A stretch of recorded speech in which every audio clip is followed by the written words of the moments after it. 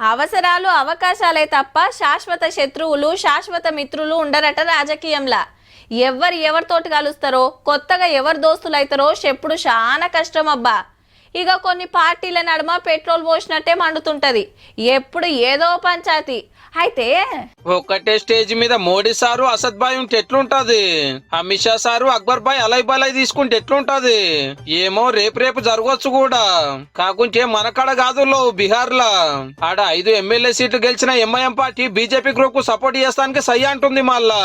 पटना में नीतीश कुमार की सरकार है, बिहार की जनता ने उनको इख्तियार दिया है।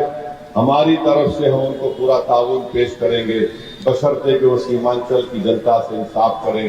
ముస్లింలు బగ్గుండే సీమాంచల్ ఏరియాల తక్లీఫులు తీర్చే సర్కార్ కిమ్మత్ ఇస్తారట పతంగి పార్టీ వాళ్ళు. కానీ ఈ రెండు పార్టీలు ఉప్పు నిప్పు లేకుంటాయి. పబ్లికులనైనా పార్లమెంటులైనా ఎప్పుడు డగ్గఫారే. హైదరాబాద్ వచ్చి ప్రతి ఒక్క బీజేపీ పెద్ద లీడర్ ఫస్ట్ అరుచుకునేది ఎంఐఎం పార్టీనే.